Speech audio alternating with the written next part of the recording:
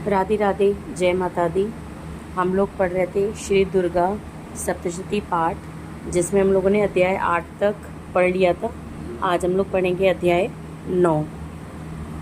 मैं अर्धनारीश्वर के श्री विग्रह की निरंतर शरण लेता हूँ।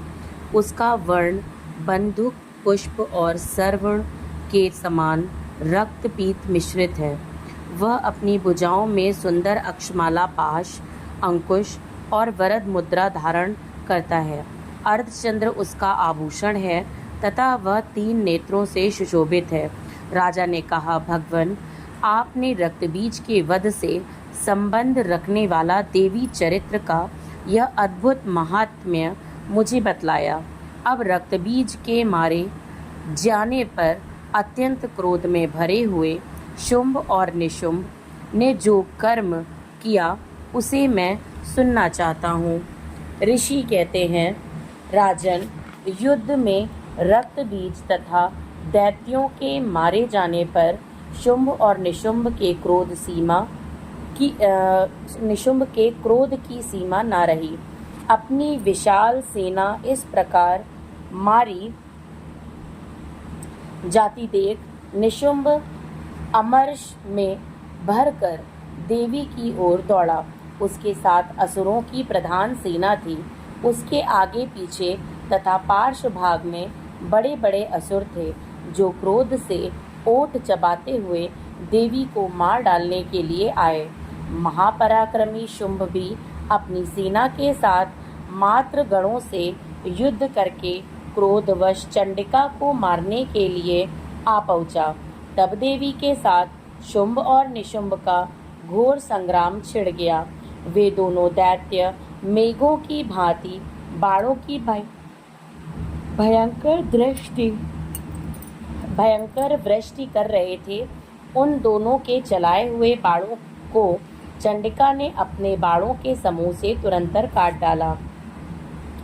काट डाला और शस्त्र समूहों की वर्षा करके उन दोनों दैत्यपतियों के अंगों में भी चोट पहुंचाई। निशुंभ ने तीखी तलवार और चमकती हुई ढाल लेकर देवी के श्रेष्ठ वाहन सिंह के मस्तक पर प्रहार किया। अपने वाहन को चोट पहुंचने पर देवी ने छुर्प नामक बाण से निशुंभ की श्रेष्ठ तलवार तुरंत ही काट डाली और उसकी ढाल को भी, जिसमें 8 चांद जड़े थे, खंड खंड कर दिया।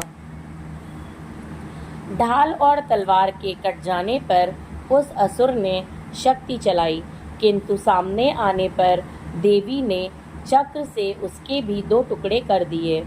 अब तो निशुंभ क्रोध से जल उठा और उस दानव ने देवी को मारने के लिए शूल उठाया, किंतु देवी ने समीप जाने पर उसे भी मुक्के से मारकर चूर्ण कर दिया। तब उसने गदा घुमाकर चंडी के ऊपर चलाई, परंतु वह भी देवी के त्रिशूल से कटकर भस्म हो गई। तदंतर दैत्यराज निशुंभ को फरसा हाथ में लेकर आते देख देवी ने बाण समूहों से घायल कर धरती पर सुला दिया। उस भयंकर पराक्रमी भाई निशुंभ के धराशायी हो जाने पर शुंभ को बड़ा क्रोध हुआ और अंबिका का वध करने के लिए वह आगे बढ़ा। रथ पर बैठे बैठे ही उत्तम आयुधों से सुशोभित अपनी बड़ी बड़ी 8 अनुपम भुजाओं से समूचे आकाश को ढककर वह अद्भुत शोभा पाने लगा। उसे आते देख देवी ने शंख बजाया और धनुष की प्रत्यंचा का भी अत्यंत दुस्सह शब्द किया।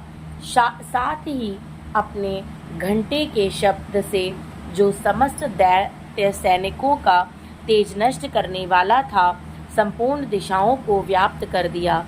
तदंतर सिंह ने भी अपनी दहाड़ से, जिसे सुनकर बड़े बड़े गजराजों का महान मद दूर हो जाता है, आकाश, पृथ्वी और 10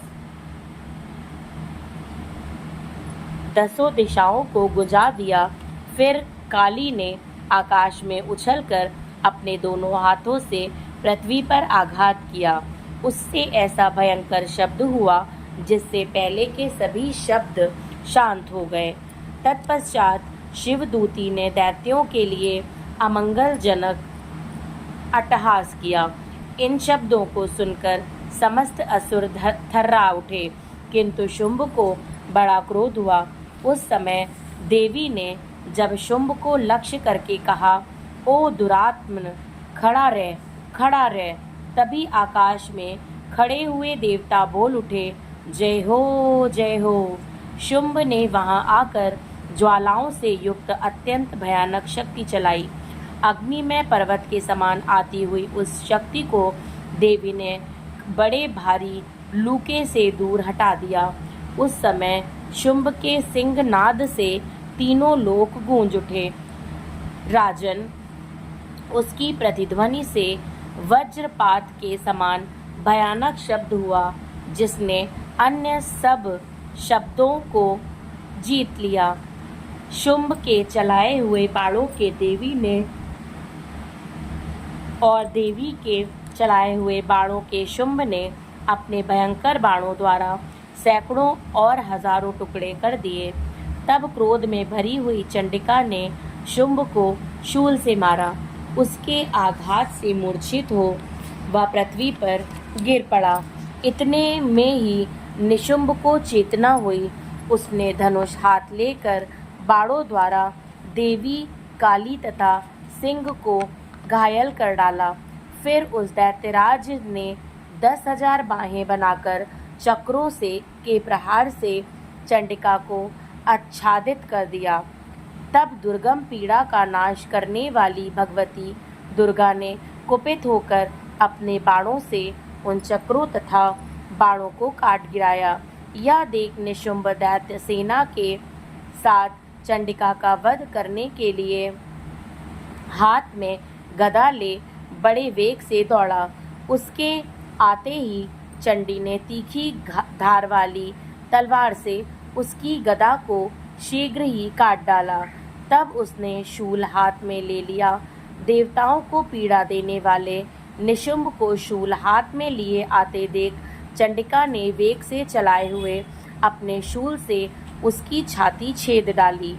शूल से विदीर्ण हो जाने पर उसकी छाती से एक दूसरा महाबली एवं महापराक्रमी पुरुष खड़ी रह करता हुआ निकला। उस निकलते हुए पुरुष की बात सुनकर देवी ठठाकर हंस पड़ी और खड्ग से उन्होंने उसका मस्तक काट डाला। फिर तो वह पृथ्वी पर गिर पड़ा। तदंतर सिंह अपनी दाढ़ों से असुरों की गर्दन कुचलकर खाने लगा। यह बड़ा भयंकर दृश्य था। उधर काली तथा शिवदूती ने भी अन्यान्य दैत्यों का भक्षण आरंभ किया। कौमारी की शक्ति से विदीर्ण होकर कितने ही महादैत्य नष्ट हो गए। ब्राह्मणी के मंत्रपूत जल से निस्तेज होकर कितने ही भाग खड़े हुए। कितने ही दैत्य माहेश्वरी के त्रिशूल से छिन्न भिन्न हो धराशायी हो गए। वाराही के थुथुन के आघात से कितनों का पृथ्वी पर कचूमर निकल गया। वैष्णवी ने भी अपने चक्र से दानवों के टुकड़े टुकड़े कर डाले। ऐन्द्री के हाथ से छूटे हुए वज्र भी कितने ही प्राणों से हाथ धो बैठे। कुछ असुर नष्ट हो गए, कुछ उस महायुद्ध से भाग गए तथा कितने ही काली, शिवदूती तथा सिंह के ग्रास बन गए। इस प्रकार श्री मार्कंडेय पुराण सार्वणिक मनवंतर की कथा के अंतर्गत देवी महात्म्य में निशुंभ वध नामक नवा अध्याय पूरा हुआ। जय माता दी।